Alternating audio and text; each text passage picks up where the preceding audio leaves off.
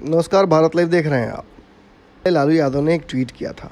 उन्होंने लिखा था, ये धृतराष्ट्र अंदर से डरपोक है, दिखावे के लिए चिल्लाता है, जब बोलने की ज़रूरत होती है तो मौन धारण कर छुप कर बैठ जाता है। इस ट्वीट के बाद लालू यादव ने कहीं ना कहीं बिहार की राजनीति में एक बार फिर से अपनी वापसी भी की और उन्होंने राजनीतिक मुद्दों के अलावा नीतीश कुमार पर हमला भी किया।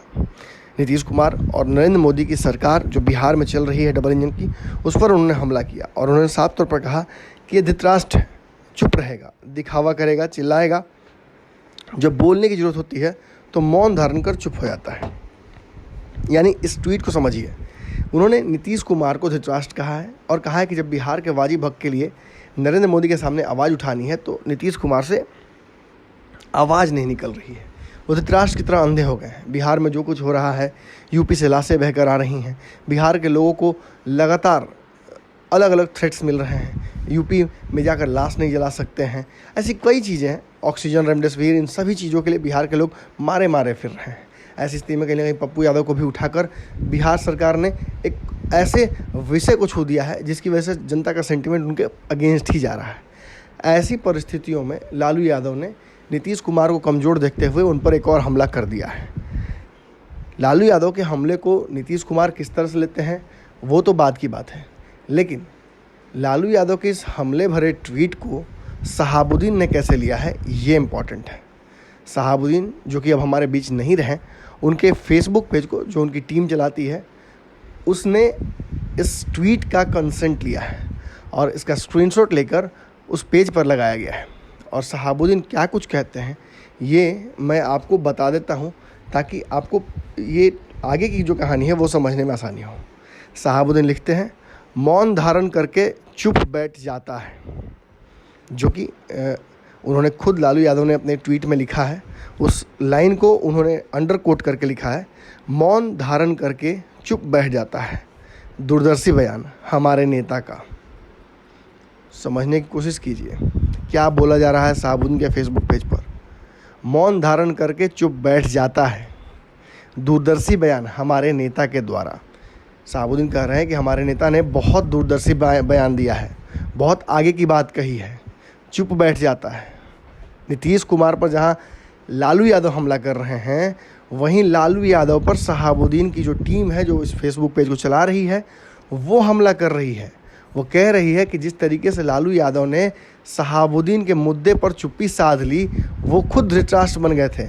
और ये जो बयान उन्होंने दिया है कि चुप्पी साधने वाला, ये उनके परिप्रेक्ष्य में भी आता है, कहीं ना कहीं दूरदर्शिता इसमें दिखती है। यानी सार्कास्टिकली लालू यादव के ट्वीट को उन्हीं के खिलाफ इस्तेमाल किया गया है। बताया जाता है कि सिवान की राजनीति में आजकल खूब चर्चा हो रही है कि तेज प्रताप यादव का विरोध कहीं ना कहीं करने की तैयारी लोगों ने की थी जब वो मिलने आए थे, इसलिए कहीं ना कहीं उन्होंने एक दिन पोस्टपोन कर दिया था अपना मिलने का जो सिलसिला था। और जब शहाबुद्दीन के पुत्र ने मुलाकात करने की इच्छा जाहिर की, उन्होंने रजामंदी दे दी, तब तेज प्रताप वहाँ पहुँचे। बताया जाता है कि इस दौरान तेज प्रताप जब वहाँ पहुँचे तो उसामा ने अपने लोगों को बहुत सहजता के साथ विरोध नहीं करने को लेकर भी हिदायत दे दी थी।